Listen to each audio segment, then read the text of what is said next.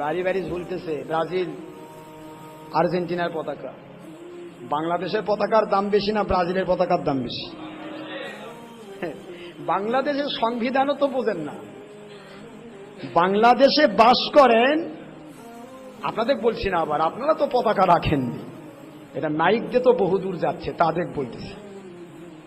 আসলে বাংলাদেশে যারা বাস করেন বাংলাদেশের সংবিধানও তো বোঝে না।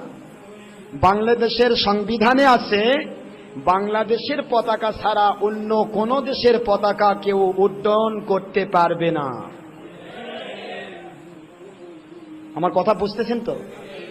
কিন্তু দেশের মানুষ যখন উঠায় তখন আর প্রশাসক গোষ্ঠীর কিছু করার থাকে না, ভাবে বাপরে দেশের মানুষ তালাই লাগাই দিছে, এখন আমরা যদি বিরোধিতা করি ইন্টারনেটের মাধ্যমে ওই সাদা কুত্তার দেশে খবর চলে যাবে, আমাদের উপর একটা আন্তর্জাতিক চাপ চলে আসবে, অতএব দরকার নাই, যাই যা পারে করুক। এই জন্য সাংবিধানিক এই আইনটা প্রয়োগ হয় না। আমার কথা কি বুঝতেছেন নাকি আপনারা? তাহলে দেশের পতাকাকে ভালোবাসেন আর বিদেশি পতাকা ঘরের মধ্যে টানে রাখছেন।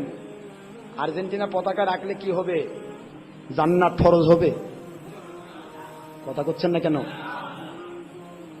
ব্রাজিল আর্জেন্টিনার পতাকা, খালি এটা দৃষ্টান্ত দিচ্ছি। আর বর্তমানে দেখতেছি তো দুই পতাকা, এরা ব্রাজিল আর আর্জেন্টিনা। তা ব্রাজিল আর আর্জেন্টিনার পতাকা রাখলে কি হবে? 5 বছর রোজা রাখার সওয়াব পাওয়া যাবে কি? কন না, কি হবে? এখানে যে টাকাটা আপনি ব্যয় করলেন, এই টাকাটা যে ব্যয় করলেন এটা আপনার নয়, এটা মালিকের দেওয়া টাকা। মালিকের দেওয়া টাকা। আমার আল্লাহ যদি ব্রেনের মধ্যে আস্তে করে টিপ মারে, চাকরি করে অর্থ উপার্জন করার ক্ষমতা থাকবে না, ব্যবসা করে মাল কামাই করার ক্ষমতা থাকবে না, আপনি ইমামতি করে বেতন খাওয়ার জুটবে না।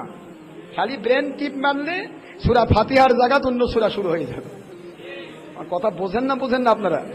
শুধু ব্রেনের ছেলে যদি একটু টিপ মারে আমার মালিক, তাহলে 2 রাকাতের জায়গা 10 রাকাত হয়ে যাবে, বুঝবে না। আমার কথা বুঝতেছেন তো? তাহলে ইমামতি করে বেতনও খাওয়া যাবে না। মাদ্রাসায় পড়াবার গিয়ে আলিফ পড়াতে অন্য কিছু পড়াই ফেলবে। তো আমার মালিক বলেন, আমি তোমাকে আর্ন করার ক্ষমতা দিয়েছি বলে তুমি করছো, সুতরাং ওই অর্থটা আর্ন করতে চিন্তা করো, রোজগার করতে চিন্তা করো এবং ব্যয় করতে চিন্তা করো। যদি যা ইচ্ছা তাই ব্যয় করো, অপচয়কারী হিসেবে সাব্যস্ত হবে। ইন্নাল মুবাজ্জিরিনা কানু ইখওয়ানাশ শায়াতিন। আল্লাহ পাক কোরআন শরীফের সূরাতুল বনী ইসরাঈল 15 পারায় আমার মালিক খলিক রব আল্লাহ পাক বলতেছেন 25 নম্বর আয়াত শরীফে, যারা অপচয়কারী তারা শয়তানের ভাই। শয়তানের ভাই কি? কথা বোঝেন না?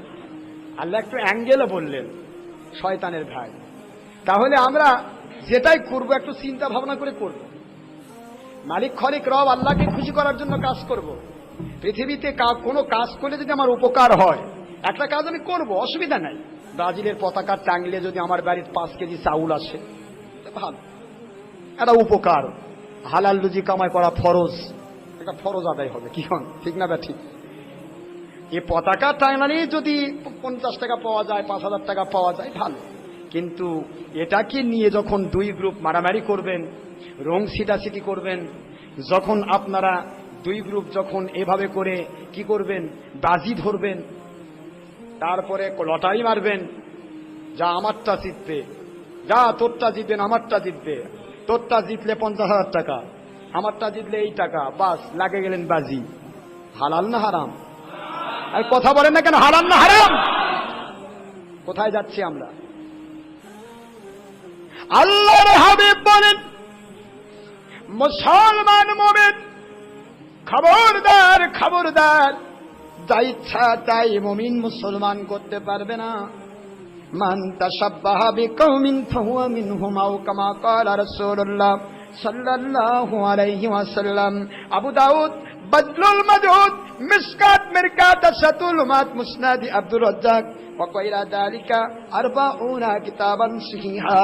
আল্লাহর হাবিব বলেন, দুনিয়ার মুসলমানেরা, তোমরা যখন কোন কাজ করবে চিন্তা করো, কারো বন্ধুত্ব করবে চিন্তা করো, কারো সাথে ভালোবাসার সম্পর্ক করবে চিন্তা করো।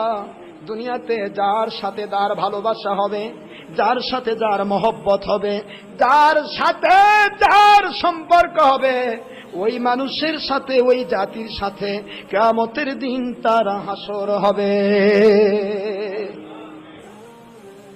বলেন তো আমরা পতাকা টানাইছি কি মহব্বত করে না রাগ করে? এই যে কথা করছেন না, মহব্বত করে রাগ করে? তো মহব্বত কাক করলাম? সাক্ষাৎকারে এসেছে ইন্টারনেটে, ইন্টারনেট সাক্ষাৎকারে মিস্টার ম্যারাডোনাকে বলা হচ্ছে বাংলাদেশের প্রেমিকরা আপনাকে ভালোবাসে পাগল হয়ে যাচ্ছে। ম্যারাডোনা বলতেছে বাংলাদেশ নামে কোন দেশ কি পৃথিবীতে আছে? বোঝেন না কথা, বুঝতেছেন তো? বাংলাদেশ পৃথিবীতে আছে কিনা এইটাইতে তার সন্দেহ, আর বাংলাদেশের সুরেরা তার জন্য পাগল। রাগ করেন না, মন খারাপ করেন না, ভালো কথা বলছি। আমরা বলবো আল্লাহর সন্তুষ্টির জন্য, আপনাকে বাঁচিয়ে দেওয়ার জন্য। আচ্ছা, কিয়ামতের দিন যদি ব্রাজিলের ওই পার্টির সাথে আপনার হাসর হয়, খুব খুশি তো নাকি? হ্যাঁ, আমার নবী যে বললেন হাসর হবে। চোরের সাথে ঘুরলে চোরের সাথে হাসর, চোরের সাথে মহব্বত করলে চোরের সাথে হাসর, আল্লাহ ওয়ালার সাথে মহব্বত করলে আল্লাহ ওয়ালার সাথে হাসর। আল মারউ মা মান আহাব্বা, পৃথিবীতে যার সাথে যার মহব্বত হয়। বুখারীর হাদিস, ফাইজুল বারি, ফতুল বারি, উমদাতুল কারি, ইরশাদুস সারি, মুদাহিরে হক, সনদ দারবি, দারিকুতনি, মুসান্নাফ ইবনে আবি শাইবা। আমার নবী পাক সাল্লাল্লাহু আলাইহি ওয়াসাল্লাম বলেন পৃথিবীতে যার সাথে যার মহব্বত হয় তার সাথে তার হাসর হবে। সুবহানাল্লাহ, জোরে বলুন। তাহলে আমরা এর ভুল করব কেন? আমরা চিন্তা করছি না যে আমাদের রক্ত চুষার জন্য সাদা কুত্তার বাহিনী কত প্রকার প্রচেষ্টা চালাচ্ছে? যাদেরকে ফুটবল খেলার নাম করে ভালোবাসলেন, সেই আমেরিকার সাদা কুত্তারা